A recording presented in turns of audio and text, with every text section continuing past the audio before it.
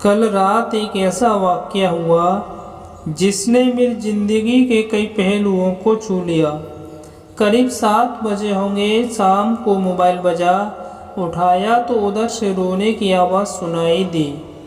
मैंने भाभी जी को शांत कराया और पूछा कि आखिर हुआ क्या।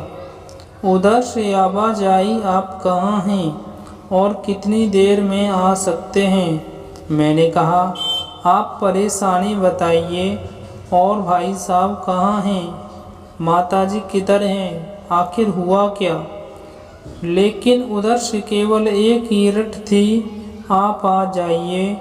मैंने आश्वासन दिया कि कम से कम 1 घंटा पहुंचने में लगेगा। जैसे तैसे पूरी घबराहट में पहुंचा। देखा तो भाई साहब हमारे मित्र जो जज हैं सामने बैठे हुए हैं। भाभी जी रोना चीखना कर रही थी। 12 साल का बेटा भी परेशान है, 9 साल की बेटी भी कुछ नहीं कह पा रही है। मैंने भाई साहब से पूछा कि आखिर क्या बात है। भाई साहब कोई जवाब नहीं दे रहे थे। फिर भाभी जी ने कहा, ये देखिए तलाक के पेपर एक कोर्ट से तैयार करा के लाए हैं, मुझे तलाक देना चाहते हैं। मैंने पूछा, ये कैसे हो सकता है, इतनी अच्छी फैमिली है, 2 बच्चे हैं, सब कुछ सेटल्ड है। प्रथम दृष्टि में मुझे लगा ये मजाक है, लेकिन मैंने बच्चों से पूछा दादी किधर हैं। बच्चों ने बताया पापा ने उन्हें 3 दिन पहले नोएडा के वृद्धाश्रम में शिफ्ट करा दिया है। मैंने घर के नौकर से कहा, मुझे और भाई साहब को चाय पिलाओ। कुछ देर में चाय आई। भाई साहब को बहुत कोशिशें की चाय पिलाने की, लेकिन उन्होंने नहीं पी और कुछ ही देर में वो एक मासूम बच्चे की तरह फूट फूट कर रोने लगे। बोले, मैंने 3 दिन से कुछ भी नहीं खाया। मैं अपने 61 साल की माँ को कुछ लोगों के हवाले करके आया हूँ। पिछले साल से मेरे घर में उनके लिए इतनी मुसीबतें हो गई कि पत्नी ने कसम खा ली कि मैं माँ जी का ध्यान नहीं रख सकती। ना तो ये उनसे बातें करती थी और ना ही मेरे बच्चे बात करते थे। रोज़ मेरे कोर्ट से आने के बाद माँ खूब रोती थी। नौकर तक भी अपनी मनमानी से व्यवहार करते थे। माँ ने 10 दिन पहले बोल दिया, बेटा तू मुझे ओल्ड एज होम में शिफ्ट करा दे। मैंने बहुत कोशिशें की पूरी फैमिली को समझाने की, लेकिन किसी ने माँ से सीधे मुंह बात नहीं की। जब मैं 2 साल का था तब पापा की मृत्यु हो गई थी। दूसरों के घरों में काम करके मुझे पढ़ाया, मुझे इस काबिल बनाया कि मैं आज जज हूँ। लोग बताते हैं माँ कभी दूसरों के घरों में काम करते वक्त भी मुझे अकेला नहीं छोड़ती थी। उस माँ को मैं ओल्ड एज होम में शिफ्ट करके आया हूँ। पिछले 3 दिनों से मैं अपनी माँ के एक एक दुख को याद करके तड़प रहा हूँ, जो उसने केवल मेरे लिए उठाए। मुझे आज भी याद है जब मैं 10th की परीक्षा में अफियर होने वाला था। माँ मेरे साथ रात रात भर बैठी रहती। एक बार माँ को बहुत फीवर हुआ। मैं तभी स्कूल से आया था, उसका शरीर गर्म था, तप रहा था। मैंने कहा, माँ तुझे फीवर है। हंसते हुए बोली, अभी खाना बना रही थी इसीलिए गर्म है। लोगों से उधार मांगकर मुझे दिल्ली विश्वविद्यालय से LLB तक पढ़ाया। मुझे ट्यूशन तक नहीं पढ़ाने देती थी कि कहीं मेरा टाइम ख़राब ना हो जाए।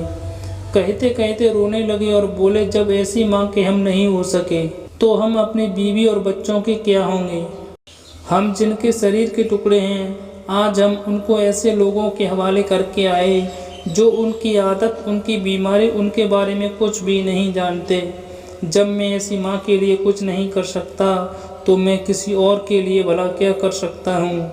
आज़ादी अगर इतनी प्यारी है और माँ इतनी बोझ लग रही है तो मैं पूरी आज़ादी देना चाहता हूँ। जब मैं बिना बाप के पल गया तो ये बच्चे भी पल जाएंगे। इसीलिए मैं तलाक देना चाहता हूँ। सारी प्रॉपर्टी इन लोगों के हवाले करके उस ओल्ड एज होम में रहूँगा। कम से कम मैं माँ के साथ रह तो सकता हूँ, और अगर इतना सब कुछ करके माँ आश्रम में रहने के लिए मजबूर है तो एक दिन मुझे भी आखिर जाना ही पड़ेगा। माँ के साथ रहते रहते आदत भी हो जाएगी। माँ की तरह तकलीफ़ तो नहीं होगी। जितना बोलते उससे भी ज़्यादा रो रहे थे। बातें करते करते रात के 12:30 बज गए। मैंने भाभी जी के चेहरे को देखा। उनके भाव भी प्रायश्चित और ग्लानि से भरे हुए थे। मैंने ड्राइवर से कहा, अभी हम लोग नोएडा जाएंगे। भाभी जी और बच्चे हम सारे लोग नोएडा पहुँचे। बहुत ज़्यादा रिक्वेस्ट करने पर गेट खुला। भाई साहब ने उस गेट कीपर के पैर पकड़ लिए, बोले मेरी माँ है, मैं उसको लेने आया हूँ। चौकीदार ने कहा, क्या करते हो साहब? भाई साहब ने कहा, मैं एक जज हूँ।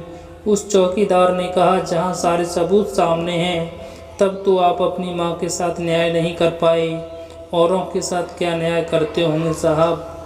इतना कहकर हम लोगों को वहीं छोड़कर वह अंदर चला गया। अंदर से एक महिला आई जो वार्डन थी। उसने बड़े कातर शब्दों में कहा, 2 बजे रात को आप लोग ले जाके कहीं मार दें तो मैं अपने ईश्वर को क्या जवाब दूंगी। मैंने सिस्टर से कहा, आप विश्वास करिए, ये लोग बहुत बड़े पश्चाताप में जी रहे हैं। अंत में किसी तरह उनके कमरे में ले गई। कमरे में जो दृश्य था उसको कहने की स्थिति में मैं नहीं हूँ। केवल एक फ़ोटो जिसमें पूरी फैमिली है, और वो भी माँ जी के बगल में, जैसे किसी बच्चे को सुला रखा है। मुझे देखी तो उनको लगा कि बात न खुल जाए, लेकिन जब मैंने कहा हम लोग आपको लेने आए हैं तो पूरी फैमिली एक दूसरे को पकड़ कर रोने लगी। आसपास के कमरों में और भी बुजुर्ग थे। सब लोग जाग कर बाहर तक ही आ गए। उनकी भी आंखें नम थीं। कुछ समय के बाद चलने की तैयारी हुई। पूरे आश्रम के लोग बाहर तक आए। किसी तरह हम लोग आश्रम के लोगों को छोड़ पाए। सब लोग इस आशा से देख रहे कि शायद उनको भी लेने कोई आए। रास्ते भर बच्चे और भाभी जी तो शांत रहे, लेकिन भाई साहब और माता जी एक दूसरे की भावनाओं को अपने पुराने रिश्ते पर बिठा रहे थे। घर आते आते करीब 3:45 बज गए। भाभी जी ने अपनी खुशी की चाबी कहाँ है ये समझ गई थीं। मैं भी चल दिया, लेकिन रास्ते भर वो सारी बातें और दृश्य घूमते रहे। माँ केवल माँ है, उसको मरने से पहले न मारें। माँ हमारी ताकत है, उसे बेसहारा न होने दें। अगर वह कमज़ोर हो गई तो हमारी संस्कृति की रीढ़ कमज़ोर हो जाएगी। बिना रीढ़ का समाज कैसा होता है ये किसी से छुपा नहीं है।